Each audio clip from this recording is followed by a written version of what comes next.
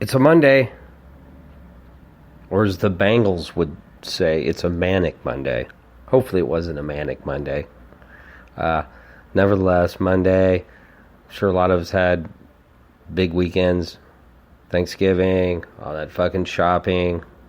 I've already talked about that. But as always, thank you for listening to Headbangers and Hooligans. It's yours truly, Scummalicious, and we are talking. That's right, we are talking best of the decade. This is strictly Headbangers and Hooligans. No Hollywood today, no pop music, no R&B, no rap, no country, no classical, no jazz, no blues, no alternative. This is strictly for the Headbangers and Hooligans. This is all about you today. Tomorrow, I am going to do best of the decade movies and TV. How about that? Yes. I'm going into Hollywood tomorrow, but nevertheless, we're going to get right into it. Now, you probably have a good idea of who I'm going to pick. But I might surprise you a little bit, right? I mean, am I going to pick fucking Corn for anything? No. Am I going to pick Cattle Decapitation for anything? No. But there is still a few surprises. Always worth listening to. And, come on. I've seen all these decade lists coming out, or people, on YouTube, hey, vote for this, vote for your best album of 2010s or whatever. So I was like, you know what? I got to beat everybody to the punch. I'm just going to do it. I'm going to go for it. So here we go. And we're going to start right off with what I think is the best song. For the Hooligans, for you punk rockers. And it's No I in Team from Pulley. That's right, off 2016's No Change in the Weather. How can you not love that song? The long and short of it, lost in translation. I mean, Scott Rudinski comes in, you get that bass. Do. Tyler just killing it, that bass line. Chris on the drums. It feels like old Pulley, right? Almost feels like Working Class Whore, that kind of bass line. Actually, the bass sounds more like the bass guitar off of Together Again for the First Time, which had the song Runaway on it. Hooray for me. But that bass line, great guitars, the hook, the melody, it's fucking perfect. It's Pulley. It's everything we expect and more. Come on. You're not going to get a better song for you punk rockers over the last decade. What's better in the last 10 years? If you want to say Strung Out, okay, that's fine. That's your choice. Mounting Souls, okay. I won't argue there. But for me, can't beat it. No I in Team. For you Headbangers, we're going back to 2011 for this one. Just like Tiger Woods, Steel Panther. I'm telling you, you have to love that guitar riff. If you want to golf, that's okay. You can be a tiger anyway, yeah. Michael Starr, just those vocals, you cannot beat those vocals, all right? You can't. I fucking love that song.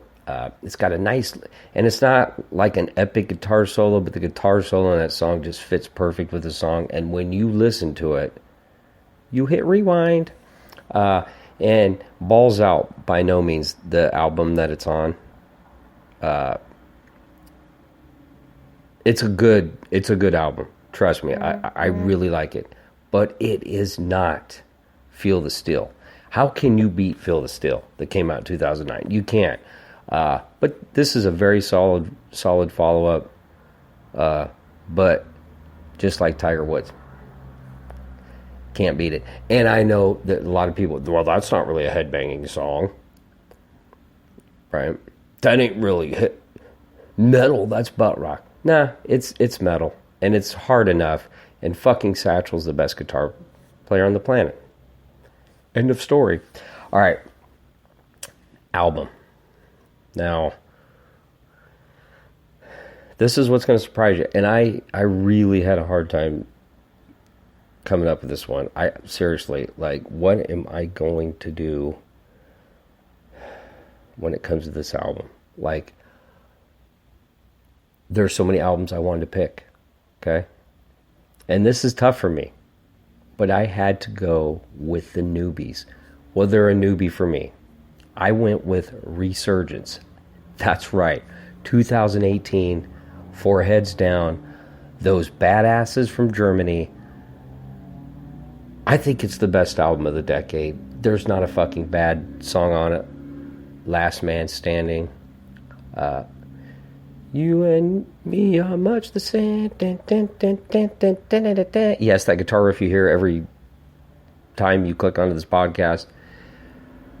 Just so refreshing. All right, we get the fast, super fast drums, 600 miles an hour, but a guy's playing them. They're not mechanical. The kick drum, there's actually a guy hitting the kick drum. It's not going. Okay, enough of that. I ain't going to keep ripping on death metal drums, but I felt like I was back in 1996 discovering all these bands that I talk about all the time. Like, they're back. And you can say, well, it's more of the same. It is, but it isn't. The vocals, very strong vocals. Seriously. All right? You ain't get that whining. He's singing from the guts. The guitars are nice and heavy. You get some fucking shredder solos in there. Nice, fast bass lines. It's a complete album. And you don't skip any of the songs. It's a shredder. I'm telling you, when I discovered it, I was like, holy fuck, I cannot stop listening. I bought it, and the rest is history. Now I can't stop talking about the motherfucker, and I will continue to do that until the day I die. I don't care if they never put out another good album as long as they live. This is a fucking almost perfect album. I say almost perfect. There's like one song, so I'm kind of going back on my word here. If I can remember, there's one song that was like, it's okay. But it's so fucking good. And the song that's kind of it ain't bad. So, Resurgence. Best Hooligan album of the decade. Now for you headbangers. This was kind of easy for me, actually. Believe it or not. Battle Maximus Gore. Now that's a fucking headbanging album, and no one can argue with me on that. I'm fucking, that's right. No argument there. Odoris's last album, aka Dave Brocky, rest in peace. He fucking brings it on this album. The only drawback of this album, is it's still odorous. Like, you can hear that voice, but it's kind of drowned in the mix. I like the way it was recorded on Beyond Hell. I like that one. Like, where it's like, ooh, shit. Which everybody knows how much I love that album. But his voice on that, it was just, it hit you right in the chest. You're like, holy shit, Odors. It's like you're in the room with me when I'm fucking listening to you. But that's the only drawback. This is a complete shredder. This is a thrash album. All right, now, and I really liked Blood of the Gods, but that's more of old school gore, like Carnival of Chaos, not America Must Be Destroyed, because that, you can't fuck with that. All right, fuck boy. But, like the earlier stuff where they kind of experimented with a bunch of different stuff, and there's nothing wrong with that. But that the Blood of Gods feels like those earlier albums. This Toilet Earth is another one. But Battle Maximus is a thrash fucking hammer. All right, it beats you in the fucking face. First album from Pustulus Maximus, a.k.a. Brett Purgeson, who replaced Corey Smoot, who passed away. His last album was A Bloody Pit of Horror. And And the Bloody Pit of Horror, that was a dark, heavy, fucking just face melter. And this is kind of a continuation of that. But the songs are better to me on Battle Maximus. And I really like the Bloody Pit of Horror. But they had their guitars tuned down to like F sharp or something. You know what I mean? Which is not a bad thing. But I just like the songs better on Battle Maximus. But what a face melter. Just fantastic. Such a great band. Tight musicians. They never get the credit they deserve. So that's why they're fucking getting credit on my podcast. Gore. Battle Maximus. Best album of the decade for Headbangers. Alright? And I've got best EP of the decade. Oh, you just created a category? So you're talking about another one of your fucking bands? Yeah, kind of. But everybody's putting out EPs now. Right? You see it all the time. A little 5-song EP, a little 6-song EP. Why not? And this is... Actually, there was quite a few good little EPs that I've heard over the last day. I mean, I wanted to pick... Trust me. I wanted to pick Pulley. And I'm already... time-insensitive material. I really did, because that motherfucker is so good. You want 5 songs on an EP? Okay, if you're gonna buy an EP, all 5 songs better be fucking good. They are. That is a great EP. But I had to get Guttermouth on here with I Got It Made, because it was back to classic Guttermouth. Hadn't heard anything from him in a while. Mark Atkins is back to his true form, which is ripping and shredding on everything, and I fucking love it. They sound good. The drums, I like the production. I've always liked Guttermouth's production. Maybe some people haven't. I think they're underrated as a band. I think they don't get credit for that. Everybody just thinks of the crazy lyrics and all the crazy shit that they say and the way they play live and stuff. But listen to some of their albums. Pretty good band, actually. But I Got It Made and the song Old Man, song number 6, in itself is worth the EP. Son, it's your dad and I'm an old man. Get your ass over here and empty my bedpan. Fucking love that line. I always sing that to my son. I bet he's like, fuck you. You get that age, Dad, you're on your own. But just a great EP. And it's the EP of the decade. How about that? Guttermouth. And I wanted to do some honorable mentions, because we're talking about 10 years. It's almost going to be 10 years, which is just fucking insane when I think about it. I really am getting old, and it's sad. But as far as for the Hooligans, 2 albums I wanted to give a little attention to. Face to Face with Protection, that came out in 2016. Come on.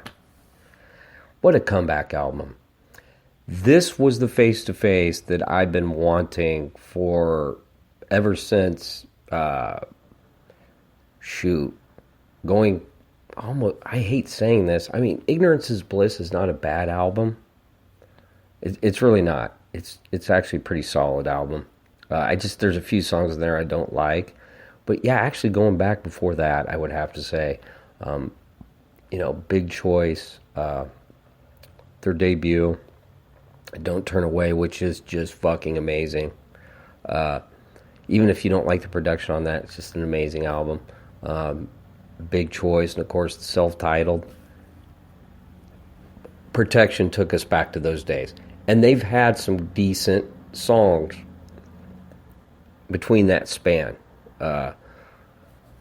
Disappointment, I like that one. And there a couple of those albums, I liked a few of the songs, but I just was like, where's the old Face to Face? This is the album that gave us that old Face to Face that we love. And I say we, because I know a lot of you are just like me. You're like, man, Trevor Keith fucking brings it. A hell of a vocalist, but It was so nice.